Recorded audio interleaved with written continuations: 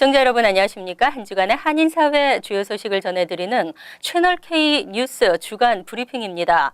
영주권자들의 주소 변경 신고 중요성이 대두됐습니다. 제때 주소 변경 신고를 하지 않아 몇 년간 기다려온 영주권 신청이 수포로 돌아갈 수도 있는 것으로 알려졌습니다. 영주권자들은 이사를 한 경우 10일 이내 주소지 변경 신고가 의무입니다. 그런데 이러한 사실을 잊고 계시는 분들 종종 있는데요.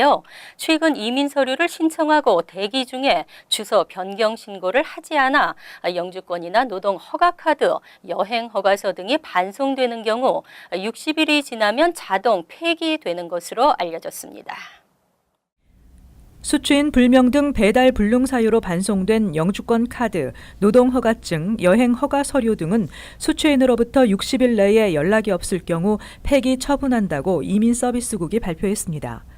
따라서 이민 서류 신청자들은 주소 변경이 있을 경우 10일 내에 웹사이트에 나와 있는 절차에 따라 신고해 줄 것을 당부했습니다. 특히 이민 전문가들은 이민서비스국에서 서류가 수속 중인 경우에는 케이스를 처리하고 있는 이민국 오피스에 따로 전화나 온라인으로 신고할 것을 권고하고 있습니다.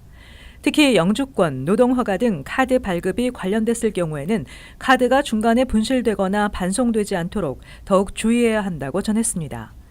이민서비스국에 따르면 외교관, 정부 대표이거나 30일 이내 미국 체류하는 무비자 입국자를 제외한 모든 외국 국적자는 거주지 주소가 변경되면 10일 내에 이를 보고해야 하며 이를 위반할 경우 최대 $200의 벌금이나 30일의 구류에 처해질 수 있으며 최악의 경우 추방 사유도 될 수 있습니다.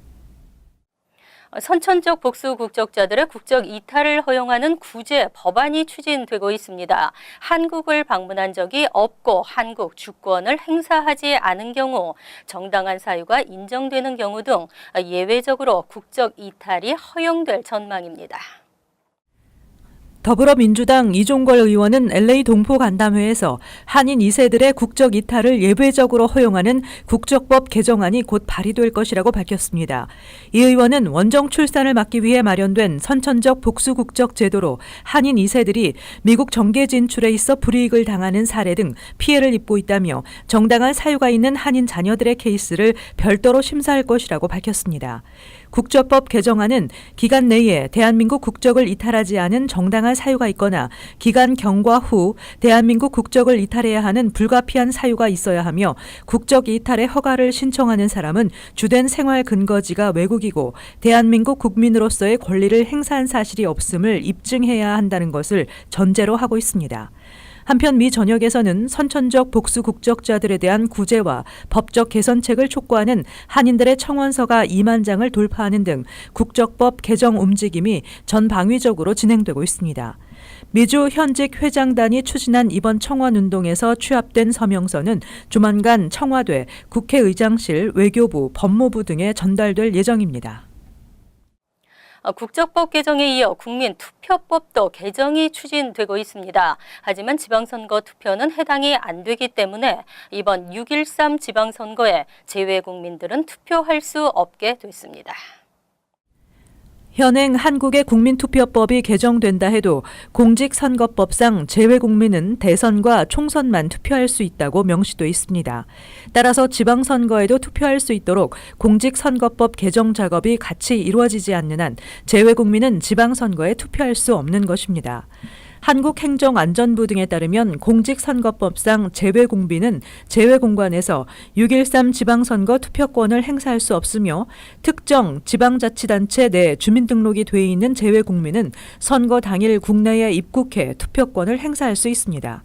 한편 현재 한국 국회에는 주민등록이 설정돼 있는 19살 이상 한국 국적자에 한해 지방선거 투표권을 행사할 수 있는 내용의 공직선거법 개정안이 계류돼 있는 등 해외 유권자들의 지방선거 참여 논의가 진행 중입니다.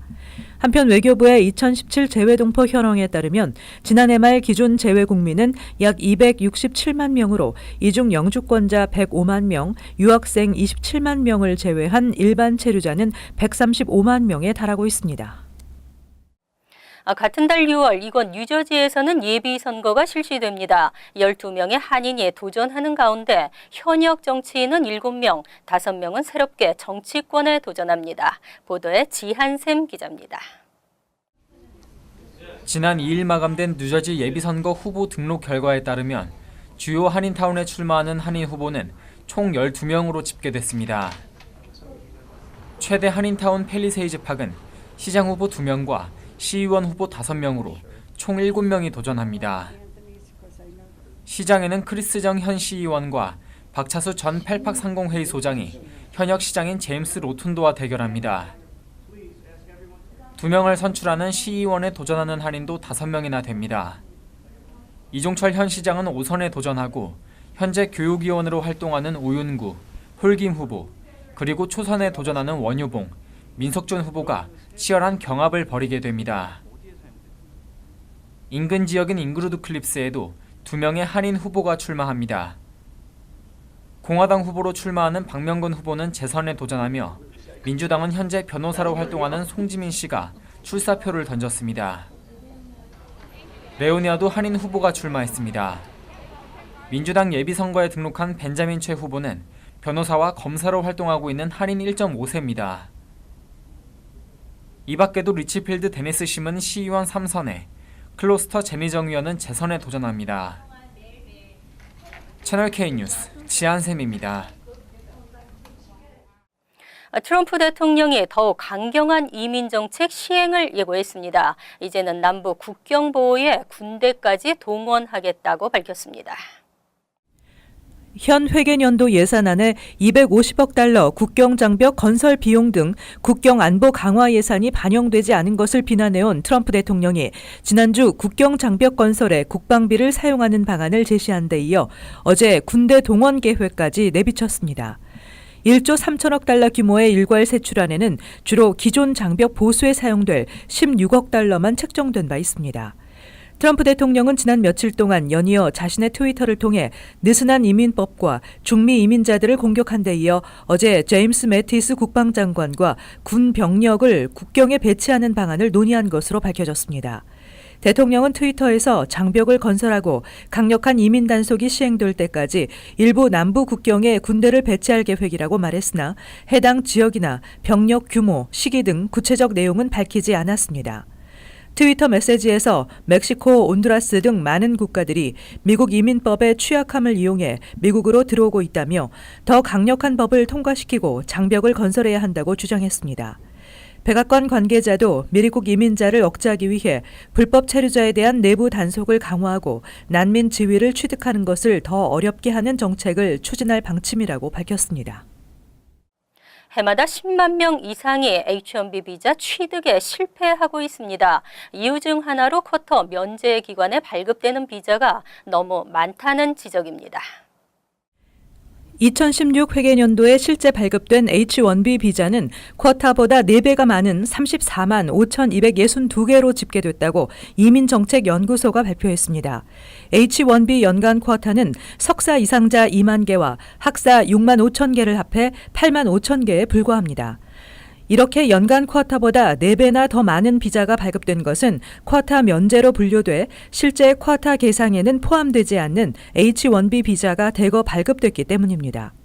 이민정책연구소는 약 23만 개의 H-1B가 미 대학들과 비영리 단체 그리고 정부 출연 연구기관 등 소위 쿼타 면제 대상 기관들을 통해 발급된 것으로 분석했습니다. 해마다 20만 명이 넘는 H-1B 신청자들이 몰리지만 8만 5천 개 쿼타에 묶여 최소 10만 명 이상이 H-1B 취득에 실패하고 있지만 쿼타 면제 기관들은 무제한적으로 취업 비자를 받고 있는 셈입니다. 트럼프 행정부는 다카의 단계적 폐지를 발표하고 또다시 더 이상의 다카 협상은 없다고 선언했습니다. 하지만 그 이후 5만여 건의 다카 신규와 갱신 신청이 승인된 것으로 나타났습니다. 올해 1월부터 3월까지 5만 5,122건의 다카 신청서가 승인됐다고 연방이민서비스국이 어제 발표했습니다. 또 3,929건이 기각됐으며 5만 1,118건이 계류 상태를 보이고 있습니다. 2018 회계년도가 시작된 지난해 10월 이후 6개월 동안에는 13만 8,470건의 갱신과 15,294건의 신규 신청이 승인됐습니다. 한편 올 3월 31일 현재 다카 수혜자는 69만 3,850명으로 나타났습니다. 이 중 한국 출신은 전체의 1%가량인 7,150명으로 국가별로 6번째로 많았습니다. 이 중 멕시코 출신이 55만 3,200명으로 가장 많았고 엘살바도르 2만 6,160명, 과테말라 1만 7,920명, 온두라스 1만 6,420명, 페루 7,220명 등의 순이었습니다. 한인 학생들은 한국의 역사를 미국 교과서를 통해 배우게 해달라며 주 교육국과 출판사에 편지를 보냈습니다. 교과서 출판사 매크로힐은 이에 초중고교 교과서에 한국의 역사와 문화를 적극적으로 반영하겠다는 의사를 밝혔습니다. 매크로힐은 지난해 7월 교과서를 통해 한국의 역사와 문화를 배울 수 있게 해달라는 한인 청소년들의 편지를 검토하고 학생들의 제안을 학술 디자인 편집팀과 공유하고 교육팀에서는 학생들이 추천하고 제안한 내용을 철저히 검토할 것이라는 내용의 답장을 보낸 것으로 알려졌습니다. 앞서 한인 학생 50여 명은 매크로힐을 포함해 호튼 미플린, 피어슨 등 출판사 6곳에 편지를 보내 한국의 삼국시대, 불국사, 석굴암, 금속활자와 직지심체요절, 훈민정음, 일제강점기와 독립운동가의 활약, 독도, 위안부, 그리고 한국전쟁과 경제발전까지 다양한 내용을 실어 미국 친구들과 함께 배우고 싶다는 내용을 전달했습니다. 학생들은 당시 같은 내용의 청원 편지를 캘리포니아주 교육부에도 전달했습니다. 한인 학생들이 교과서 출판사나 주 교육부에 이런 취지의 편지를 보낸 것은 처음 있는 일이었고 긍정적인 답변을 얻어낸 것도 이례적인 일입니다. 지난해 한인 학생들은 한국의 역사 문화를 알리기 위한 자원봉사 교사들로 구성된 단체인 에코 코리아가 진행한 캠프 참가를 계기로 출판사에 편지를 보냈습니다. 에코 코리아는 오는 8월 6일에서 9일 2018 YKAA 역사문화 캠프를 열어 미국 교과서에 나올 한국 문화, 한국 현대사, 미국 사회 속 한인 역사와 한국을 알리는 방안 등의 주제를 놓고 토론할 예정입니다. 4월 1일부터 새 메디케어 카드가 발급되기 시작했습니다. 대상자는 전국적으로 5,500만 명으로 추산됐으며 수개월이 걸릴 것으로 보입니다. 이는 개인정보 유출로 인한 범죄 악용 피해 때문인데요. 새 카드가 발급되더라도 기존의 카드 또한 사용이 가능하기 때문에 걱정하시지 않아도 됩니다. 다만 새 카드를 받았을 때 기존의 카드는 파기하기를 권하고 있습니다. 채널 K 뉴스 주간 브리핑 여기서 마칩니다. 시청해주신 여러분 고맙습니다.